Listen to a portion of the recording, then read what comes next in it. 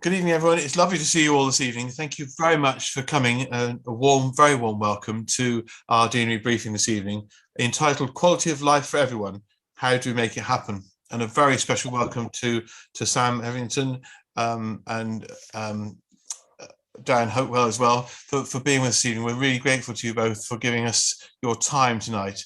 And I know we're going to have a really special evening tonight. The structure goes very simply, ladies and gentlemen. We do try to have a coffee break about 20 past 8, so there's a chance to pop the loo and make that quick cup of coffee during the evening. When we come to question and answers, we encourage people to put those into the chat room, and then we pick that up and put them. And I tend to then put the questions over for people and invite you to put them as yourself if possible, if time allows. So a really interesting evening is ahead of us. I do hope you enjoy it, and thank you very much indeed for joining us. Let's first, if we may, be still for a moment as we come to pray this day. As we put behind us the events of the day and open our hearts to God's will in our lives tonight. So we pray, O risen Christ, your wounds declare your love for the world and the wonder of your risen life.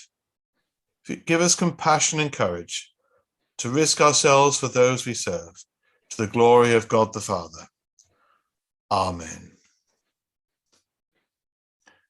So Sam, thank you so much for joining us, and we're very much in your hands and look forward to all that you've got to say to us tonight. Thank you.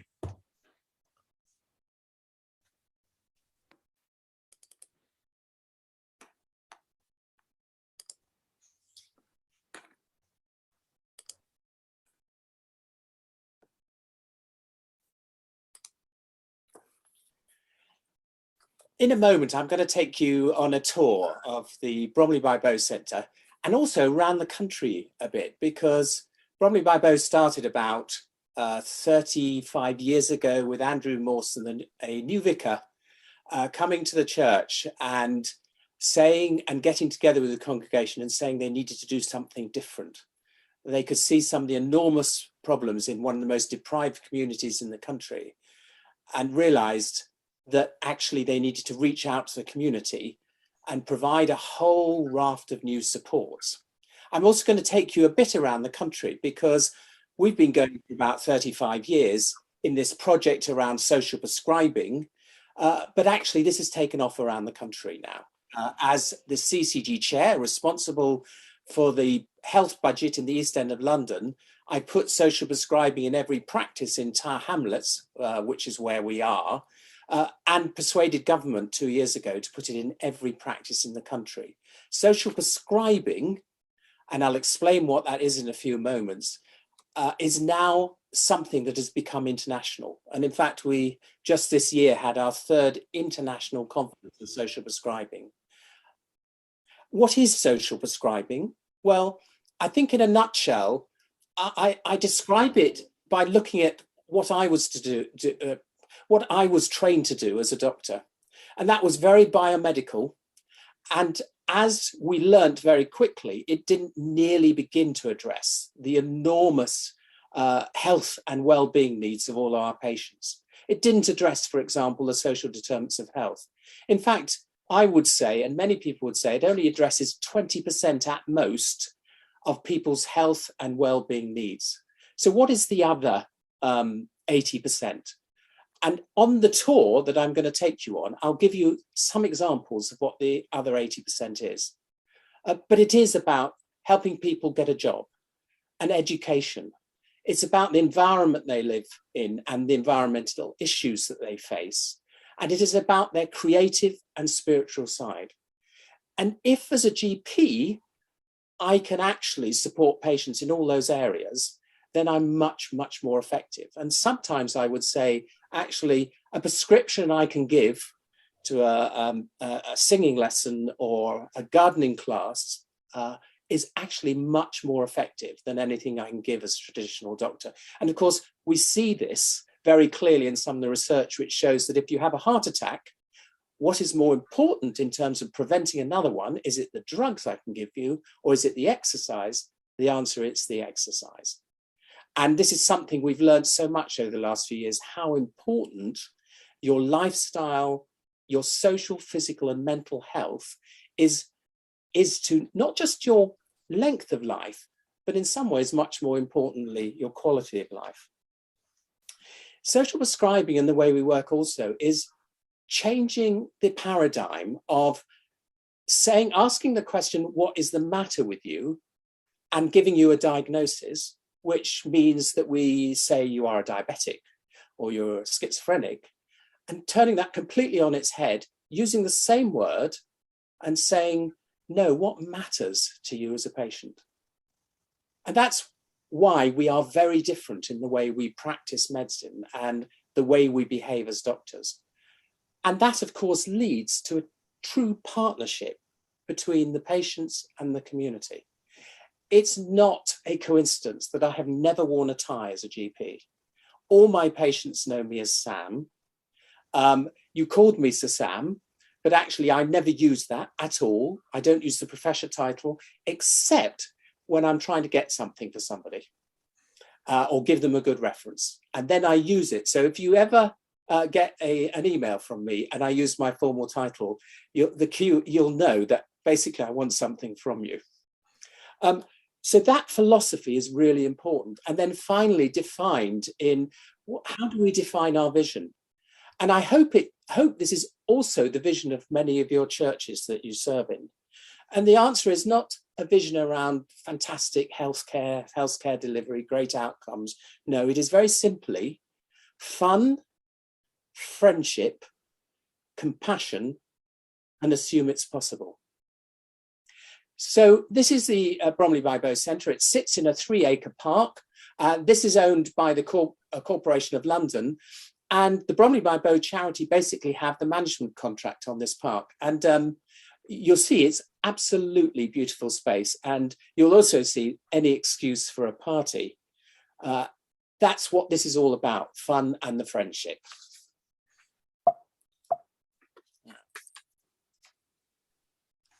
Of course, to do this, you have to understand the needs of your community. Now, this is Mile End Road, which runs right through the centre of Tower Hamlets, or rather known in my community as Chicken Shop Mile. And you see a whole raft of chicken shops here. There are 42 chicken shops per secondary school in Tower Hamlets. And I jest not when I say that actually I recommend McDonald's to my patients. That's the healthy end of the market. That's how serious the problem is in Tower Hamlets. And of course, much worse under COVID. And the sort of conditions that our children lives in, just to give you some examples of it, 5-year-olds, typically 40% of them have severe dental caries. That was typical of our generation, but not of our children's generation. 50% vitamin D deficient. About 11% at the age of 5 obese or overweight, and by the age of 11, that's 40%. And don't forget, being overweight, being obese is just part of the whole categorization of malnutrition. So I have skinny kids malnourished, normal weight kids malnourished, and obese and overweight kids malnourished. So malnourishment in Tower Hamlets is very, very common. And of course, that has a massive impact on people's ability to do well at school. So that in Tower Hamlets, and by the way, this is national now too, 1/4 of teenage girls now are self-harming. And when I trained as a doctor, you never saw type 2 diabetes except in the elderly. I see it in teenagers now.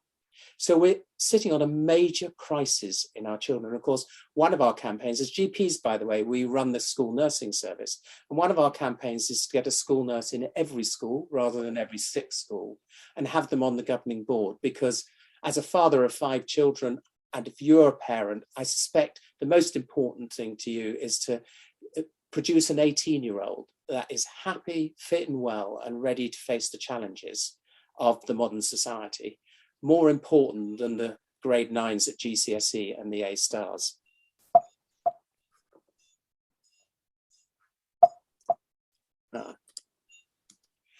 This, I think, really expresses our community. So there are 80 different ethnic minority groups.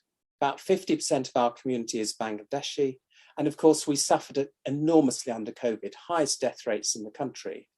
And bizarrely, and you might want to ask a question about why, the lowest vaccination rates in the groups most likely to die from COVID. And there's a whole raft of reasons behind that. This is the Bromley by Bow Park on a Monday morning, still, even after COVID. And this is people queuing for the food bank. 1 in 50 families now, it was 1 in 100, 1 in 50 families going to the food bank, a 4-hour queue actually, just to get basic essentials of life. And I think it reflects what's happened over the last few years, what's going to continue to happen with inflation and the cost of living crisis that we face. We're going to see an increasing divide between rich and poor. But of course, I think this really expresses, and I want you to see those two pictures together, because I think this really expresses what Bromley by Bow is about. But I wanted to start with this picture because this is at BMA House. I'm on BMA Council, that's British Medical Association, and this was the bus bomb. And I was a senior doctor on site at the time, and I came home after, as you can imagine, an awful day, and then having to do lots of interviews, terrified that there would be a backlash against our Muslim community.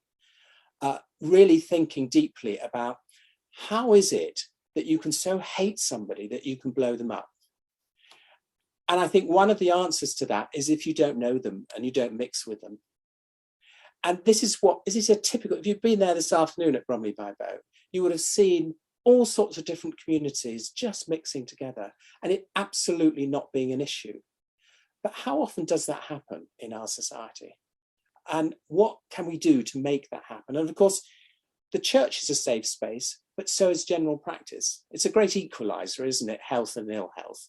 And actually general practice is a very safe space. It's a very trusted space.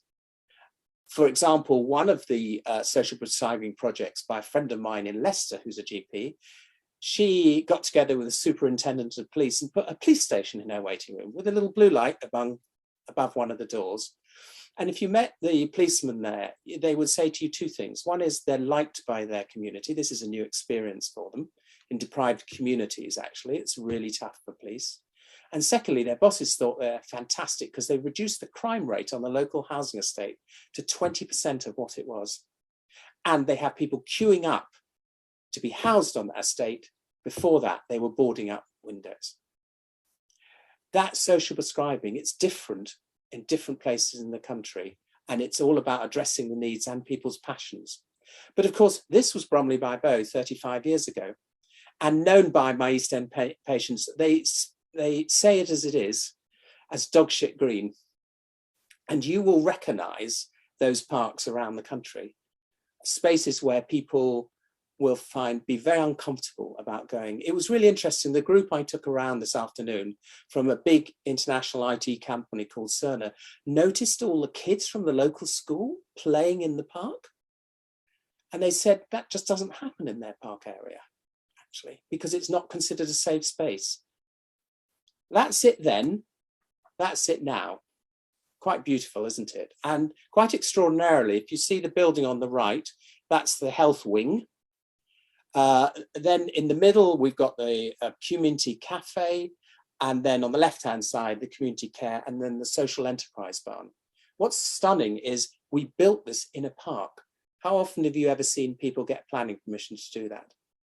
And then it's a beautiful space. And notice it's a bit difficult to see, but see this path here. Notice it's curved. Now we had a path going from one gate to another straight. What happens if you go down a straight path? The temptation is you just look dead ahead. What happens if you go down a meandering path?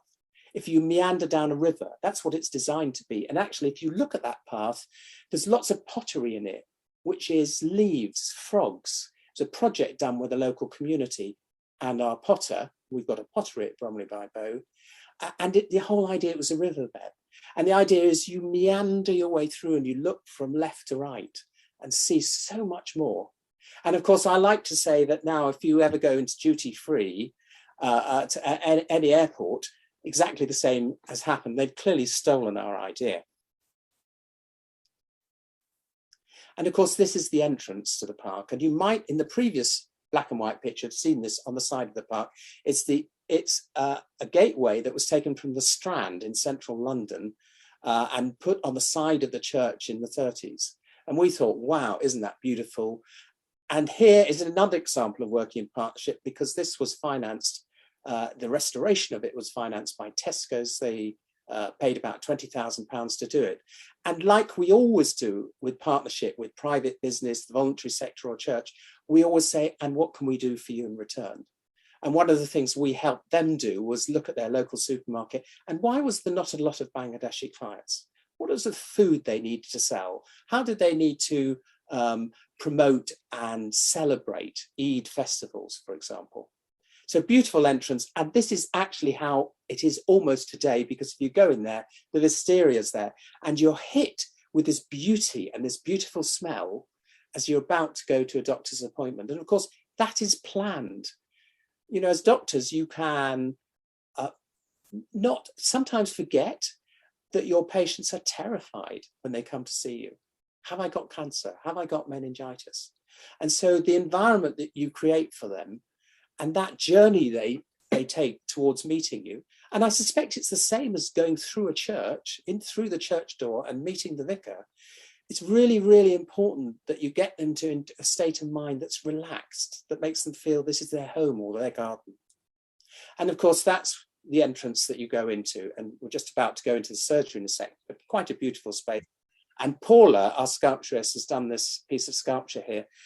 And it's a really powerful piece of art, because you can see that young baby lying on top. And this is a sculpture she did when her partner died before her child was born, who's now 30 years old and was a great friend of my son, who's 30 years old too. And we're in the nursery together.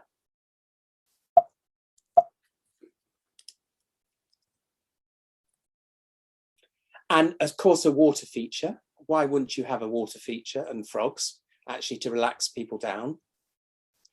And this is an amazing group, which, of course, one of the key things with all of this is you notice how there's just things happening all over the place. There's no doors or barriers to coming in, and the space is all shared. So part of this is us, we rent it, and it's ours, supposedly. You'd never know it because it's shared with everyone else. And this, I won't tell you too much detail, but this group started life as a leg ulcer, and then the nurse said, and I want it to be a leg ulcer and flower arranging clinic. And that defines some of the philosophy of Bromley by Bow. Somebody comes up with an idea and we say yes. The district nurse, the nurse, had worked out that actually people with leg ulcers were elderly, mainly elderly women, horrible wounds, smelly wounds, lost their self-esteem, lost their mobility. She brought them out of their homes, created joy in their life, dressed the wounds brilliantly, and now no need for a leg ulcer clinic anymore. It then morphed into a group called the Young at Heart, a play on the Young at Heart.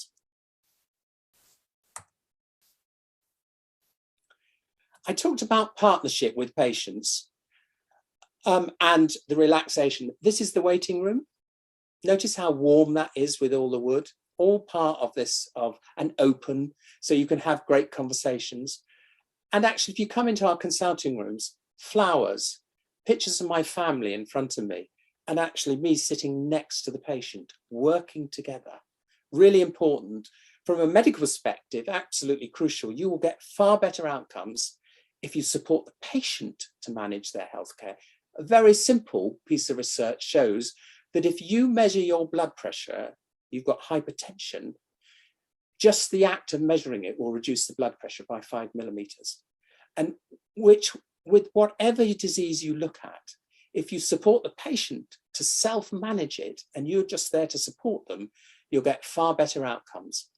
Now, of course, the designers of health services and health centres will always say, well, you've got to have frosted glass on the windows so nobody can look in. And it made me feel as if I was kind of working in a toilet. So I thought, well, what can we do? So I sat down with Sheena, the stained glass artist, who gets lots of bits of stained glass from churches across the country where the stained glass has been vandalized beyond repair, and creates this amazing stained glass pieces of art. And this, so we sat down with her over lunch one day and I said, well, what can we do with my window? And what we came to is to do my ECG. So this is actually the ECG of my heart. It is normal, thank God. And we turn that into stained glass. And that's also what happens actually when you put lots of people in the same space and you give the opportunities for them to talk, communicate, meet, eat meals together. Bromley by Bow is all about eating and drinking together. Amazing things come out of it, and you never quite know what's going to come out. And it's like whenever you visit Bromley by Bow, you never know who you're going to bump into or what new project has been developed. Of course, the Paralympics and the Olympics was right next door to us. And I think one of these is a very senior manager in a bank, and others a patient doing an egg and spoon race. And why wouldn't you do that? And of course, here's some other activities going along, Paralympic sports. This, I'll tell you which one is the stone sculpturess. It's Paula on the left. And that's one of the first sculptures that she did in that dog shit green. Imagine that dog shit screen, this great lump of stone. And her, you know those kanga hammer type things that you see on the road when they're digging up the roads? That's what she did. And it was like a call. I was almost about to say it's like ringing the church bell, but it wasn't as musical and beautiful. But it had the same effect. It was calling people around and saying, something new is happening here. Come and see what's happening. Come and join us. Of course, I talked about the social determinants of health, and this is one of our jobs advisors, advising people. You give somebody a job, you will make them healthier. Give them a good job, even healthier. Of course, gardening is fantastic in terms of health and well-being. And I worked with George Plumtree, who's the Chief Exec of the National Gardening Scheme. And we produced, with the King's Fund, a report on gardening and health. And if there's anything you can advise your parishioners to do in terms of their own health, probably the best thing you can get them to do is gardening.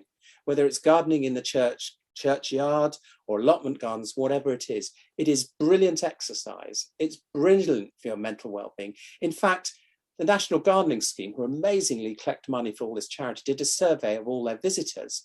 And do you know what came top of what they got out of the visit? Was it the flower arrangement, the beautiful flowers? No, it was that sense of mental well-being. And of course, this is some of the team now that are learning to be gardeners. This is a great love story, and they don't mind me telling you, but it's two people who got together and they're now an item. We love love stories at Bromley by Bow. Of course, all sorts of different projects. This is just one of the cake projects.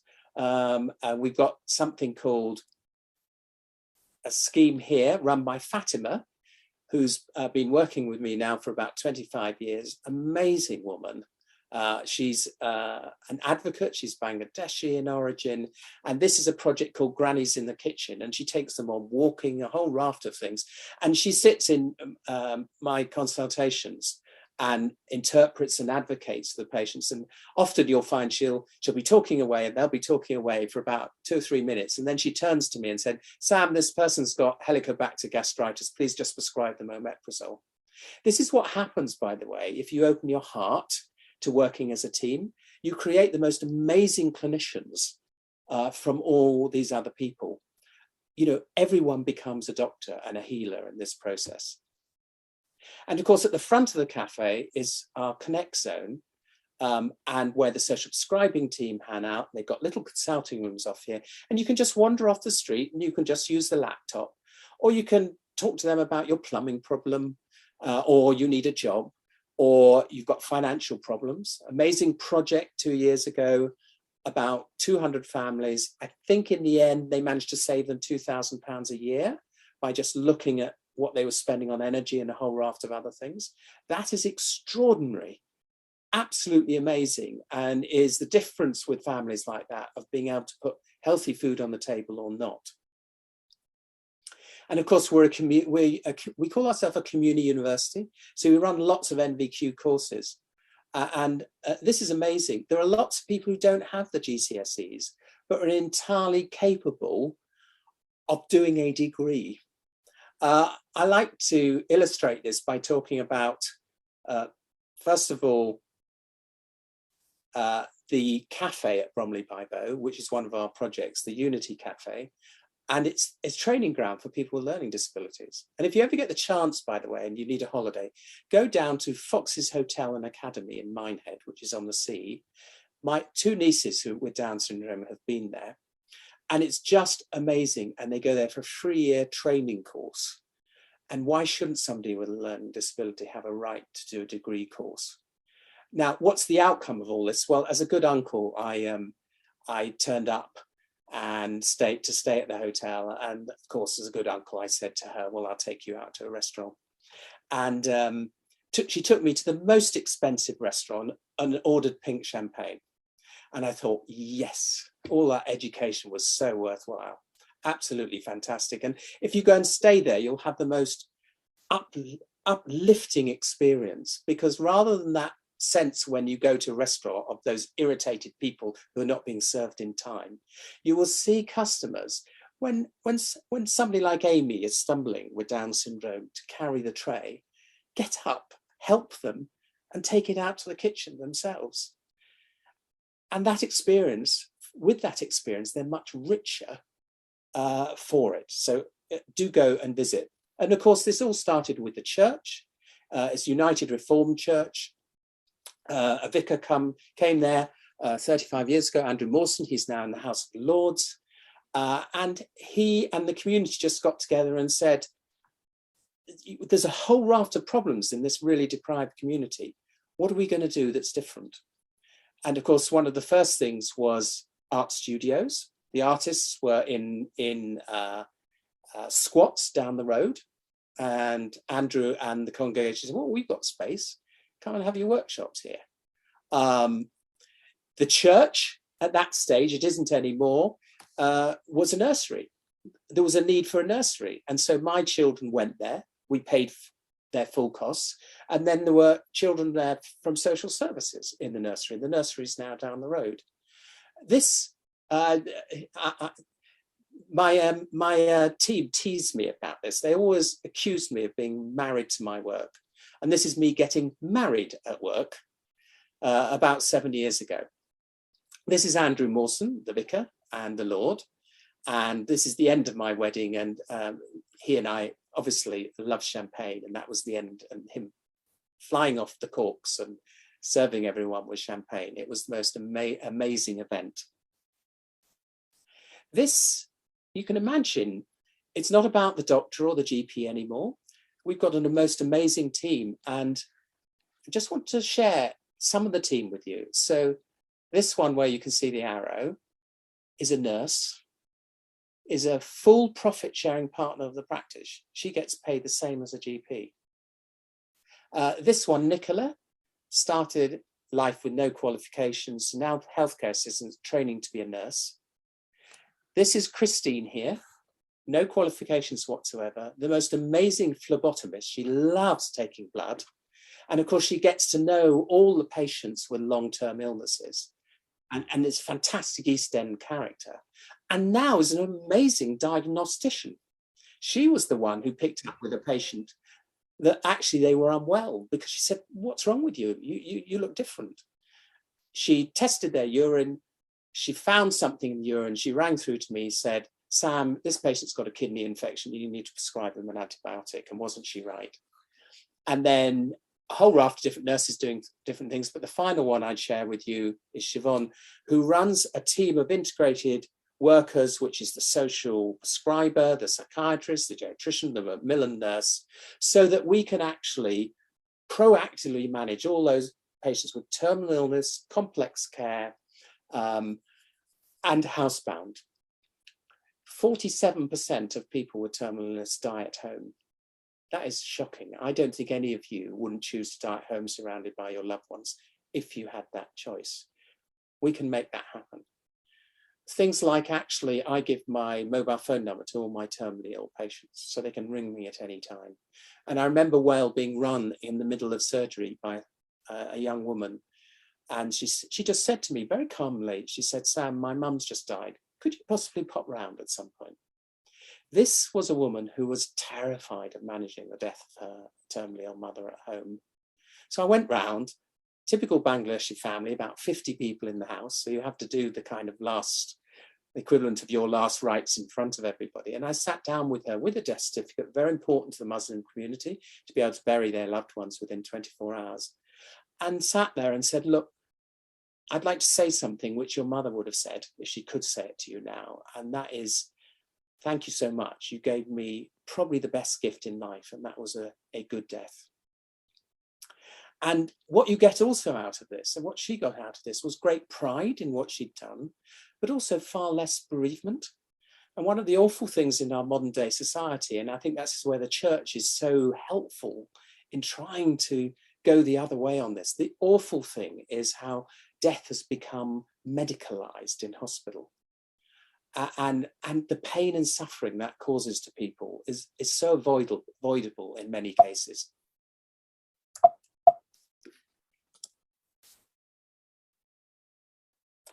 And this is one of our community, age 50, throat cancer, lost her voice, lost her job, came to some art courses, wasn't interested in art, came on an IT course, developed fantastic IT skills, now back in employment. This is a team of nurses that have reduced death at home from terminal illness from 47 to 14%, just by doing what I described before, by being freely and contactable. This is an amazing project run by one of my GPs, Rosie, called DIY Health. In fact, here what they're doing is the kids have brought in their dinosaurs, eczmasauruses they were called. So they were dinosaurs with eczema, and they bathed them with various oils and taught the kids how to manage their eczema. So that actually one of my GP colleagues said to me today, she had the most amazing experience where one of these kids came in to a consultation and just told her what to prescribe. How good is that? And of course, this is going across the country. This is a plant conference that I was chairing as part of what we do. And these are an amazing group of kids with a GP and a teacher who had done cookery classes, a whole raft of things. By the way, they'd never seen an aubergine before this course. They'd never been to London. They certainly had never spoken in front of a conference of 600 people. And this is a beginning of a journey that and you might want to ask questions about this, of a project we're now developing in terms of social prescribing in schools and school-aged children. And of course, I mentioned this is all around the country. This is a colleague of mine who's a GP down in St Austell in Cornwall, and a joint project with the Eden Project. This is Mike Dixon and his surgery down in Devon. He is Prince Charles's GP and health advisor, and he's turning his garden into a herbal garden, or rather his patients have. And of course, I'm doing a project at the moment with the Mayor of London, looking at the whole idea of how you turn an underground station into a health centre. What can you do at an underground station? Well, have water available to drink. When you come out of the underground station, a barrow person selling fruit and vegetable. When you go down and you've forgotten to have breakfast in the morning, or when you come up and you want something healthy, for £1, a bag of healthy fruit and vegetable. It's about thinking out of the box all the time. This is an amazing project of a mental health team that reduced admissions to hospital, acute admissions. So this is acutely unwell people, by 1/3. How? Cafe open 7 days a week, staffed by health workers. And this is an amazing person that I came across. And you can see Andrew in the background there. And this is called OWL therapy. And she worked with autistic kids. And if you're a doctor, you'll know this is probably one of the groups of patients that are most challenging. And I don't know how she makes it work, but there's something about that owl in that room, and sometimes flying around that room, that creates an amazing relaxed atmosphere for a child with autism, so that actually great conversations can happen. So that's a whistle-stop tour of Bromley by Bow, examples of some of the other things in the country. I just want to bring you back to that original focus, that if you're to deliver health and well-being, it's not what you do in the church on your own. It's not what you do in the general practice as a GP on your own. It's what you do with other people to provide this 100%. It's how you do it with people in true partnership. And it's the way you do it. And that is with a great sense of fun, friendship, compassion, and assume it's possible.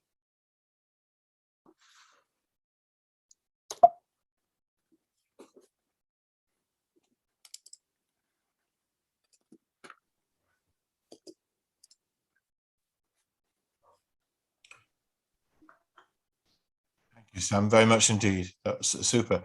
So are you ready for us to ask some questions? Are you opening to yeah, or over to Dan if he wants to pick up on anything. Thank you, Sam. I think that's been very thorough indeed. I think just probably to say to people around the country that one of the health reorganisations that happened 3 years ago was the formation of what are called primary care networks. So NHS England, so this is true for England, particularly not necessarily Scotland and Wales, but NHS England encouraged, there are about 7,500 GP practices in England and Wales. In England, NHS England asked the GP practices to form what are called primary care networks. These are groupings of GP practices in tightly packed urban areas that probably equates to about 1 or 1.5 square miles. It's probably 3 or 4 or 5 practices. And then NHS England wanted these primary care networks to roughly be an aggregate of between 30 and 50,000 patients. Now, to each of these primary care networks, the NHS England is now dropping down funding for the employment of a series of what are called additional roles. These roles don't sit within individual GP practices, but are shared in their primary care network. And one of those roles is that of it's a new role that really has been developed in the last decade, which is called the social prescribing link worker. These are the people who receive referrals from clinicians, as Sam has explained, people who are being referred to the social prescribing link worker. And the social prescribing link worker, and we've often actually likened their role to perhaps the traditional role of the clergy within communities. These social prescribing link workers are referred patients not because of their medical issues, but because of their social issues. And most social prescribing link workers are, in their schemes, allowed to see patients for 6, 7, 8 sessions of potentially up to an hour each. So effectively at that point, you've gone from a patient who gets 10 or 15 minutes with a clinician to 6, 7, 8 or so sessions with a social prescribing link worker up to an hour each. And this is an opportunity really for the patient to open up in terms of what's going on in their life. Quite often, actually, the issues that they start to talk to the social prescribing link worker may not be the actual issues that triggered the initial referral from the clinician. And then the role of the social prescribing link worker is to support people to access services, but also to be a very strong listener and employing a technique called motivational interviewing to help people to boost their level of self-efficacy, or coaching techniques as well to coach people through those 6 or 7 sessions to help them to move their lives forwards, but also very much to access services within the community. These services, as Sam has described, might be a wide range of services, such as arts activities, cultural activities, health behaviour activities, walking groups, and so on. Very often also they are associated with some of the sort of sharper issues, if you like, in life. I think it's probably fair to say that between 10 and 15% of referrals that social prescribing link workers receive have some degree of risk of suicide, and that is a pretty sharp end of things. And in London, certainly, we know statistics tell us that about 40% of onward referrals from the link workers are to emergency food from food banks, welfare benefits, and debt and housing advice.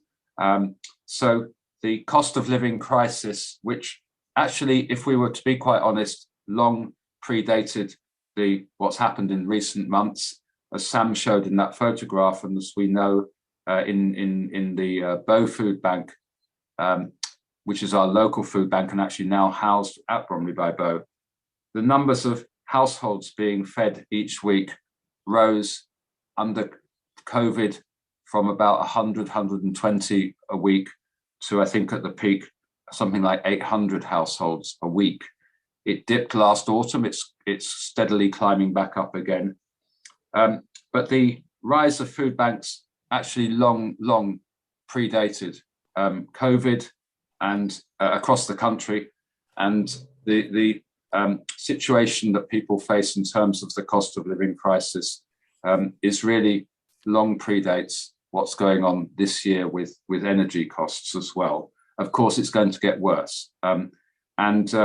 So social prescribing is there to help people find those sorts of services, as well as those that will help them to live healthy lifestyles or to gain qualifications and training and employment as well. So it covers, it's a what matters to you conversation, as we like to call it, rather than a what's the matter with you conversation.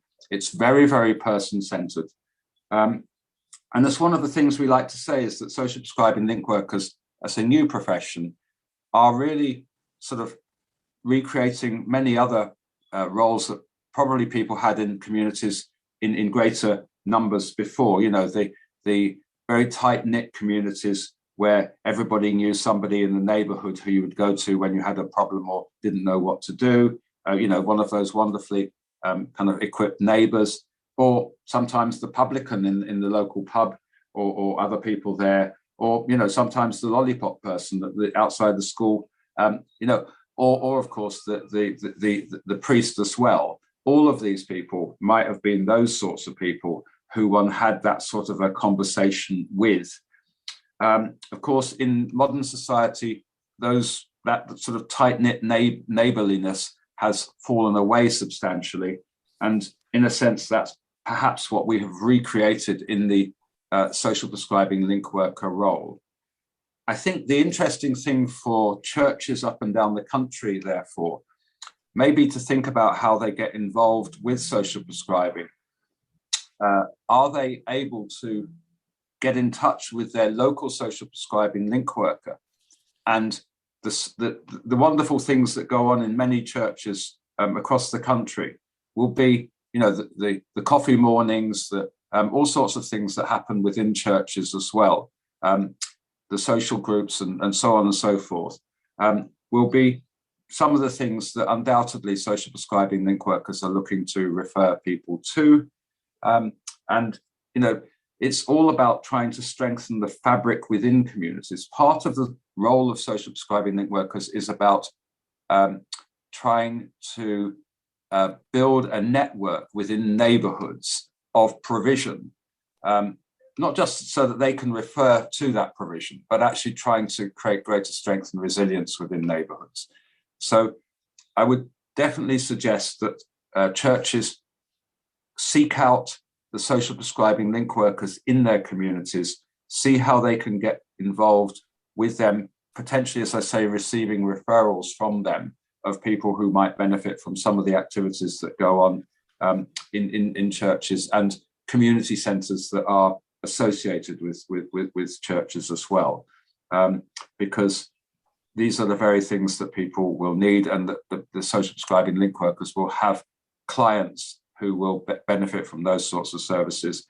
But it's also, and I'm sure many churches are already very, very involved in networks of voluntary sector organisations and local residents within neighbourhoods, because this is, you know, the ideal, of course, is not that people go and see the doctor and then raise a social problem of loneliness or not making ends meet, and then get referred to the link worker, who then refers them on to the services that might either reduce their social isolation or help them with their finances. But of course, the ideal is that we are all there within our communities, having conversations with people, spotting problems understanding what our neighbours' challenges are and helping our neighbours either with those things directly or, of course, signposting people to services within our communities.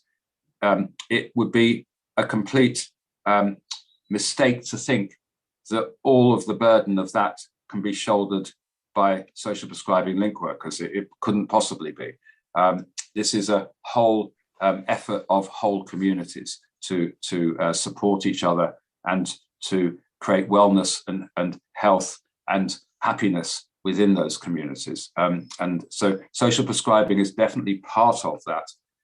But this requires, just as they say, it takes a village to raise a child.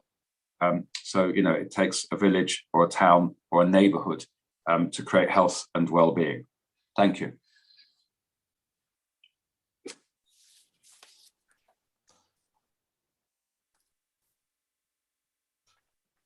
Dan, thank you very much indeed. Thank you. There are a couple of questions coming up in the box there. I wonder whether this might be quite an opt time for a quick break and then come back for questions after. Sam, do you think that would be a good idea? Yeah, great idea. Great idea. Okay. So it's just about 15:15 now. Should we say 25 past, giving us 10 minutes? Is that acceptable? Yeah. Yeah, 10 minutes. Right. Okay. 25 past. Lovely. Have a cup of coffee and we'll look forward to seeing everyone back at 25 past. Thank you both ever so much. And if you come back early and want to start putting questions in the chat room, by all means, feel free to do so. That's lovely. Thanks. See you shortly.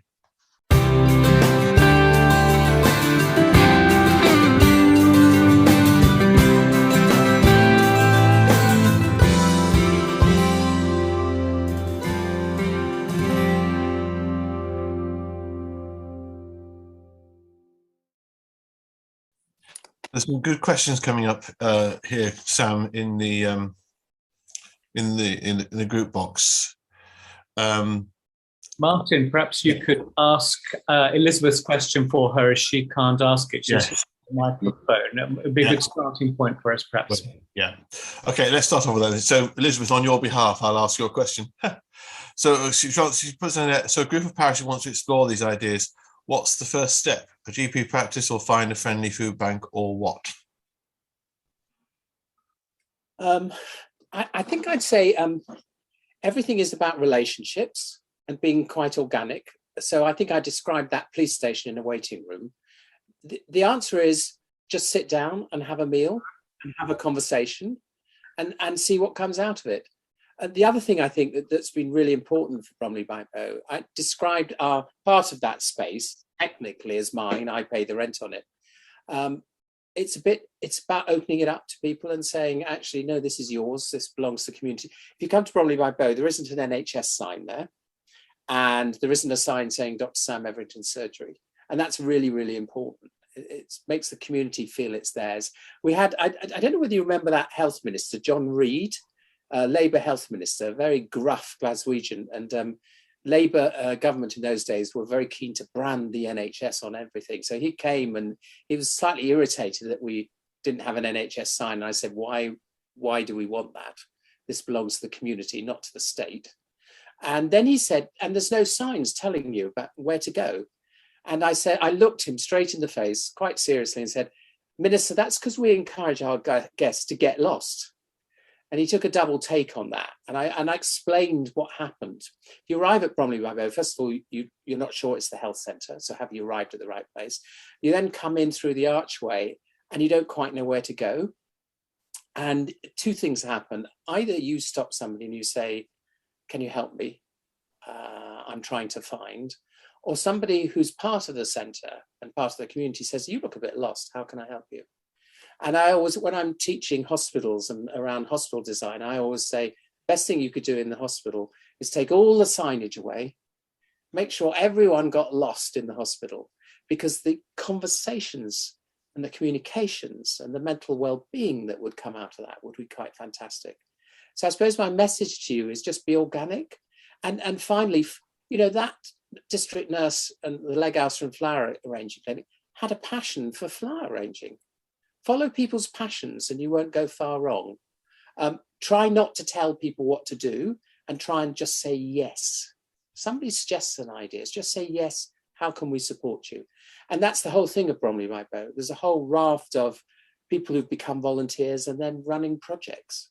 And it's all about supporting people to be leaders in their own rights. But you have to let go, and you just have to take people as they are and just say, we'll support you to do something. And magic will come out of it. Thank you. That's very helpful. Thank you. Katie Warnu, I don't know whether you'd like to come and ask your question. If I pop that up now, Tim will probably make sure you can do so. There's quite a few things there coming up about Anna chaplaincy roles in there. And I went to Hazel, who your question there about would the session be available, and I think it will be. So I hope Tim's nodding at me. So your question there about would it be available afterwards is yes. But that gives me a chance to. So is Katie? Are you with us? Yes. There we are. I'd like to ask your question. Thank you. Hi. Thank you very much. I just wondered if you had much experience of working with GP chaplains. It's something I've come into, having been a GP and now a voluntary GP chaplain in the surgery where I worked. And from listening to your role, your description of the social link workers, that's pretty much a lot of what I'm doing.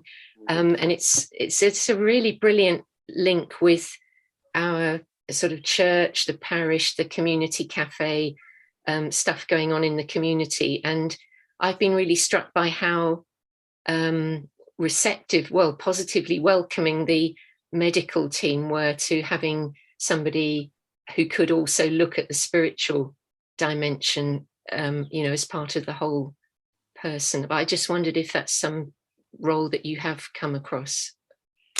So not specifically with GP chaplains, but of course we have the vicar on site ourselves. Yeah. We work very closely with them and also some other local churches with various projects.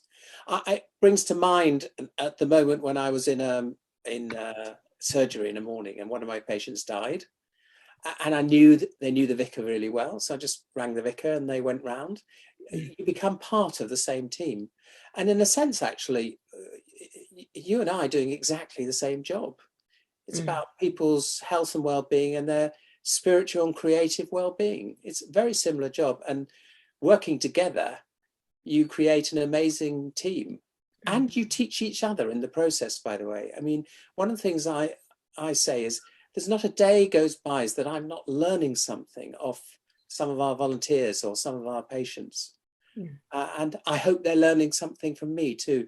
And what you're trying to do all the time is focus on them and individuals, as Dan said, and as I said originally, what matters to them and how you can make them happier and healthier in life. And that's the most important thing. And so working with the church I think is really important. I think the church has a fantastic role. I would say also that there's lots of churches in the country who are asset rich, capital rich, revenue poor. But if you look at the capital and the assets you sit on, whether it's even a churchyard that actually part of could be allotment garden or could be shared, or you could have a community cafe, whatever it is. I mean, you've got churches around the country who do this naturally. It's so instinctive to the church's mission. But actually look at your capital assets in a really tough way. In the national project I'm doing, I mean, because actually you're also sitting on very valuable land. And yes, you'll get some opposition if you want to do some building on it. But I've come across churches that knocked down the church, rebuilt it, and had lots of flats in the same space. I've got a GP friend of mine in the west coast of Scotland who recognised that actually people who became elderly and frail had to move to an old people's home 30 miles away, completely away from their community. So built sheltered accommodation next to the surgery. The post office was due for closure. So he turned it into a co-op owned by the local community. Quite stunning. It now sits every year, because I spend quite a lot of time on the West Coast. It sits every year and thinks about how it can spend money in the local community. It's now got a community bus that it supports, a community park, a whole raft of things. So there's something about looking at what your assets are very simply and toughly, almost like a business, and just saying, how could we share it? And how could we get the maximum revenue from our capital assets? By that, I mean social revenue, not pure pounds. Thank you. That's helpful, Sam. Thank you. Yeah. Mary Archer, you've got some interesting questions coming there. You've got two things in, whether you'd like to come in and ask us whether you can find Mary for us, Tim. Yes, I'm here. Oh, lovely. Bless you. Okay. It's just that compliance these days are so demanding, and insurance companies want to know you've done your risk assessment and have you got a contract now for volunteers, and it's thoroughly off-putting. You can't even sort of bake a cake without getting your kitchen inspected and all that sort of stuff. How do you cope with that? Yeah, well, I think we suffer the same frustration as you. I say this, so I started life as a barrister. So I say this as a lawyer to you, which might seem a strange thing that I'm about to say to you. I said, if you're not breaking the rules, you're probably not doing the right thing. and the second thing I say to you is 99% never ends up in court. So don't be afraid and do the right thing. I think the other way you get around this is, see, a lot of my doctor colleagues, very conservative doctor colleagues, are always very cautious and concerned that actually if they refer somebody to a social prescriber or complementary therapist, and they've particularly got a dislike of some of the complementary therapies because they say they're unscientific, there's no evidence and things like that. And I stand up at BMA Council when they're having a go at this, and I say, look, all the complementary therapists, the social prescribers I know, are amazing, and I've never seen them make a mistake. They always know when to hand on to a professional doctor or whatever, because it might be cancer or whatever. On the other hand, you as doctors are responsible for 10% of the admissions of hospitals to hospital because of the drugs you prescribe. And so show some humility. In this all, and what I'm trying to say also in this process, if you have handed it to the patients and it's their decision, their choice, their risk,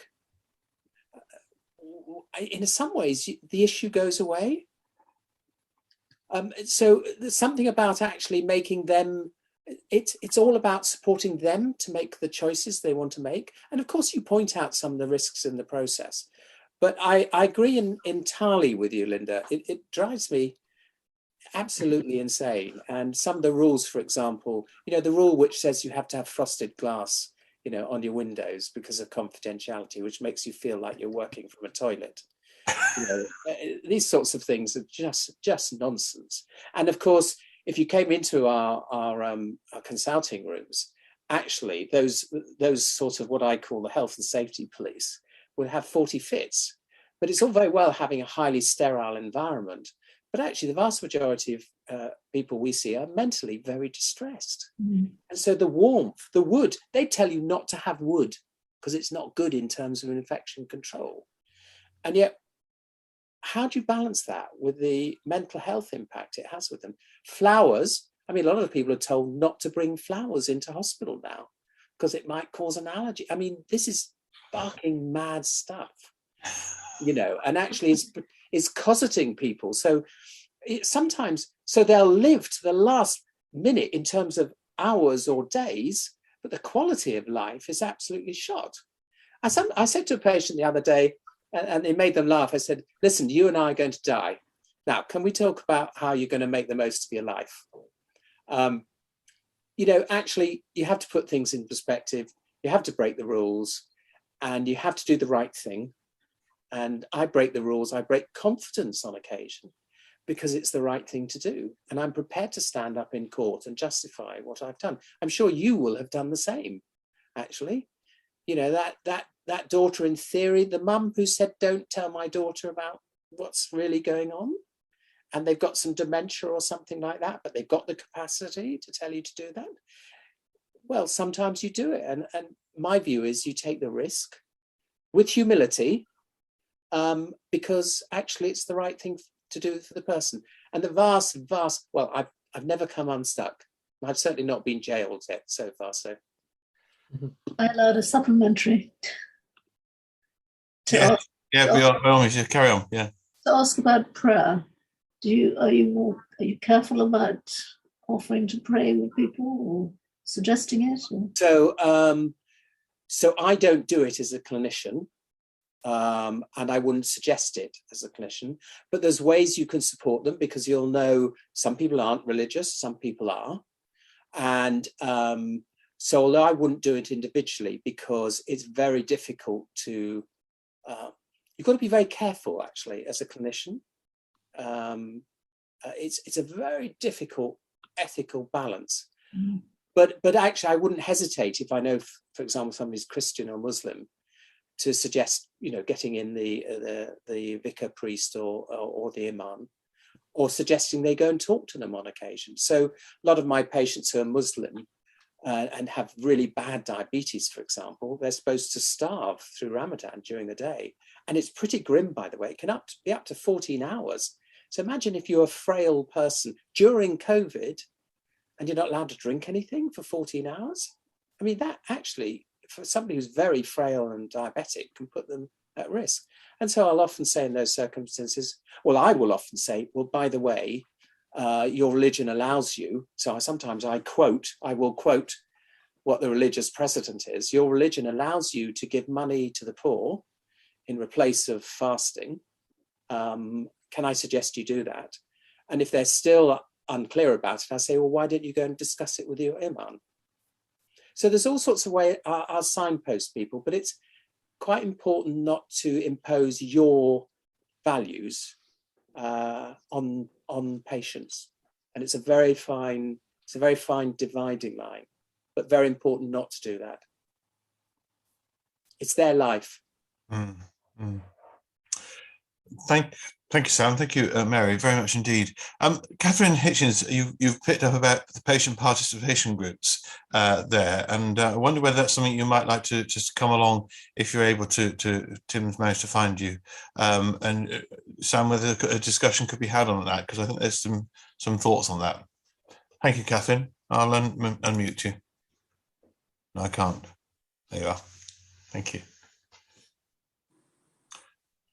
We have a patient participation group for our surgery.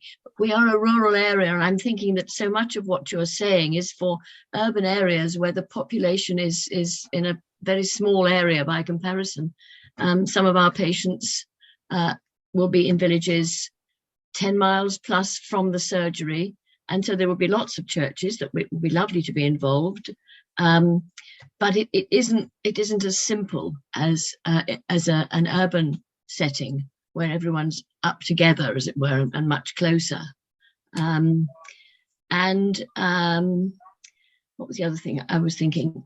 You've got to get there's still got to get the doctors on side. And just lately, we've all been frustrated, shall we say, because they're still not seeing patients, or it's very difficult to actually see a doctor. But that we hope will pass. But your surgery, most surgeries have got a patient participation group because the surgery gets some money for having it. So if your surgery hasn't got one, you could point that out to them and set one up. Catherine, there's tons in your question there. I think the first issue is the rural area. I always like to remind people, because they sometimes think that actually rural areas are healthier and wealthier. Quite, I knew you'd say that. And the point is, no, actually you'll find deprivation need wherever you go in the country. And this model and the way we work can be applied anywhere. I think there are very other different techniques you can use. In a sense, we became a rural area in COVID because we couldn't see each other. Do you know what I mean? We were all stuck in our homes. So it was just like you were in rural areas, although in some ways you were lucky. At least you had gardens. My patients were effectively locked in flats for months.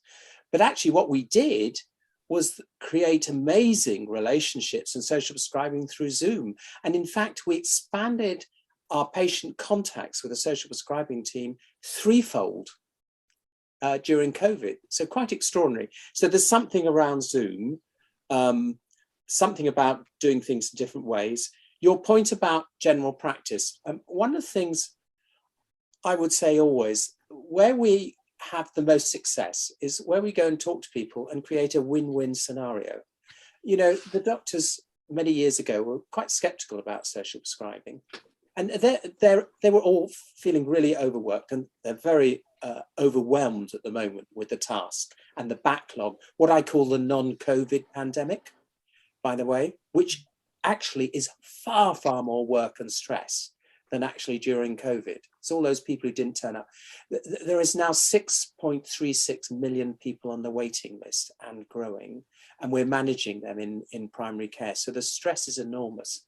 So what we did years ago when they were skeptical about this approach, because after all, they'd been trained as scientists, we went and talked to them and said, well, what's your problems? How can we help you? And their worry was patients who kept on turning up and they didn't have solutions, had chronic pain and the medicines didn't work. So these, what they will call repeat attenders, or some of them called them heart sink patients. That's how it was affecting them mentally as doctors. They saw the patient's name on the list and their heart just sank. And so we did a referral form with social prescribing. We very specifically said, yeah, refer for financial advice, weight advice, exercise, smoking, and then repeat attenders. And you absolutely engage them. And I think the trick with all of this is, yeah, don't get me wrong, there's always some doctors who you know, are how can I put it, embarrassing to us as an organisation, as a group of doctors across the country. But the vast majority of doctors I know are working incredibly hard with massive workload. And the only way to do this is actually to max out on the virtual consultation. But I would say, go and talk to them, and with an open heart, and say, what is your problem? So be a doctor to them, be a GP to them, and say, look, what's your problem and how can I help you with that?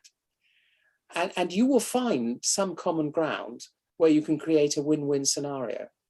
And I suppose my final point about the patient partition groups, which are fantastic, but as you describe it, doctors get paid to have it, but they're sometimes not engaged and really enthused by it. And it's a sort of, it's almost like they're commanded to do it. Where the patient participation groups are really successful is where you've got a fantastic relationship, which you can develop between the doctor and the group. And actually our groups will be feeding back to us about what we need to do, how we can change things, and how they can support us, how we can support them. A complete win-win situation. But like with all of this, it comes from the building of relationships and understanding, I think, where the doctors are. You know, my normal working week is now a 60-hour week. You know, all of my colleagues are exhausted. Many now are talking about early retirement. They're just exhausted from the whole thing. And you get the Daily Mail and some politicians who caused a massive stir about this face-to-face issue. Can I tell you, if you look at the national statistics, the workload compared to pre-COVID is over 20% more than pre-COVID. So whereas you might be seeing actually people are not being seen face-to-face, the workload is incredible. And who do you think's supporting and managing all those people who are sitting, those 6.36 million people sitting on the waiting list? The answer is the vast majority of that is being supported by general practice. So help your community understand the pressure they're under, and see in what way both groups can actually support each other to get exactly what you all want, which is back to normal living again. But if I may, there is still a large part of the population, especially the older part, who do not have the internet. Yeah, it's a massive problem. I can't give you an easy answer to it. We encourage all our patients to use the NHS app, to use the internet, all who can. And the more we encourage to use those mechanisms, the more time we can put aside actually for our receptionists to actually support those who can't. And that's the kind of win-win scenario. However, I would say to you, we also run teaching sessions actually for elderly, particularly elderly patients, to become internet savvy. You know, my mum, who died 3 years ago, was using an iPad, aged 90, Skyping my brother who lives the other side of the world. You know, I I don't believe there isn't a moment in, I mean, okay, dementia and all those things, yes, absolutely. But actually, I never accept that people can't continue to learn or grow in life. It doesn't matter how old somebody is, you know. And when somebody says, well, I'm too old to have surgery, I say, what do you mean? Oh, I'm too old to give up smoking. I've smoked, I'm 90 years old. I said that to one, the patient, that's what the patient said to me. Well, what's the point? I'm 90. I said, well, it's going to improve your health. But actually, it was the first time a doctor had ever said to her that her life was worth something. The message I was giving to her is actually, your life is important to me. My job, sometimes to give you tough messages. Why? Because I care. Because I want you to live as long as you can. But actually, more importantly, I want you to be as healthy and happy as you can be in those circumstances. So the part of me, Catherine, is saying, I don't accept anyone is not possible of doing it. And I'll do anything to help them do it, while accepting that for some people it will be really difficult. And then sometimes it's a neighbour or sometimes it's a family member that becomes the internet user for them. Sam, thank you. Dan, you were going to come in there and say something. Just to say also, Catherine, I think it's about organising or helping people to organise around what matters to them, as not just individually, but also as a community. So I, you know, I talk to social prescribing link workers up and down the country all the time, many of them who are working in rural communities, and it is a real challenge, absolutely. There is part of that which is trying to connect people digitally. Part of it is also trying to connect people within their communities, no matter how small they may be, and trying to build that kind of community resilience, which I'm sure is the work of churches and has been for time immemorial, really. But it's trying to organize people around what matters to them within communities, or trying to help them to organize themselves. The truth is, and I think it's inevitable, that the range of options and choices for people in kind of rural and more isolated communities is less. And also that, of course, if people don't have access to transport, and I guess particularly to cars, again, it is reduced as well.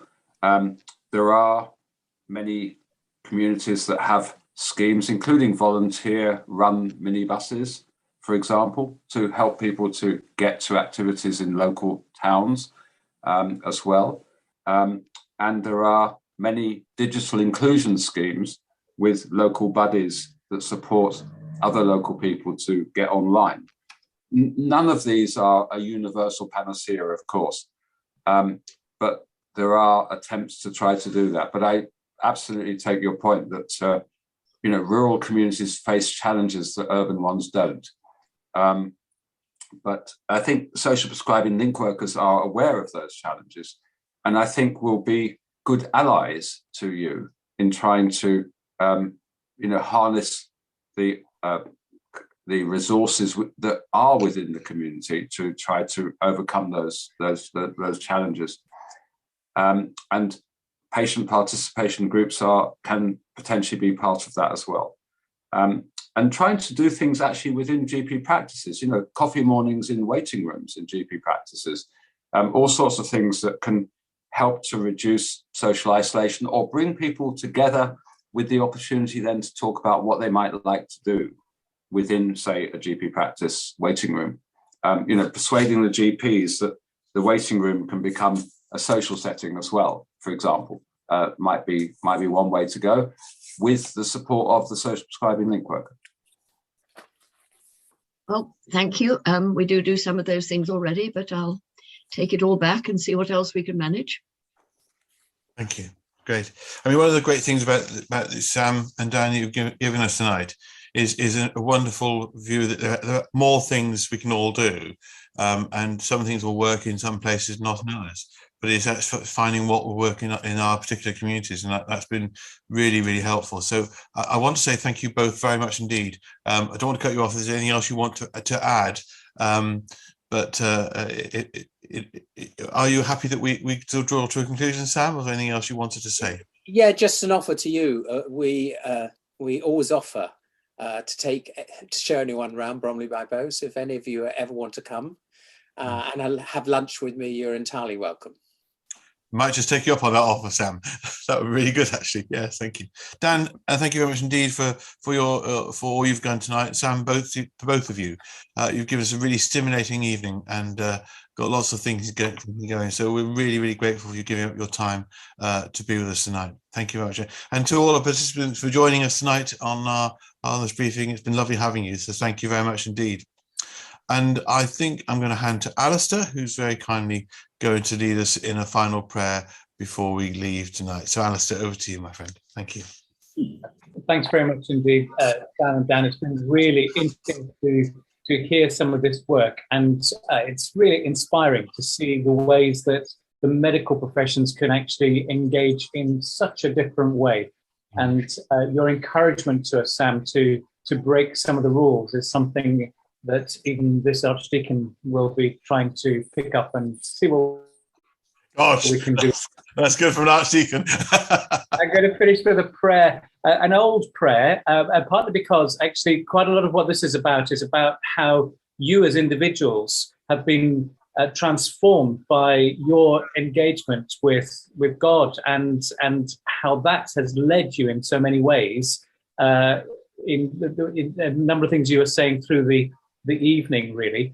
I'm picking up an old prayer, which when it was first written, started off with the words, "Prevent us, O Lord," but prevent us in the old-fashioned sense of, go before us, Lord, prepare the way before us, Lord, for all the things that we're doing. So that's why it starts off in this rather quaint sort of way. Prevent us, O Lord, in all our doings, with thy most gracious favour, and further us with thy continual help in all our works, begun, continued, and ended in thee, that we may glorify your holy name, and finally, by your mercy, obtain everlasting life, through Jesus Christ our Lord. Amen. Amen.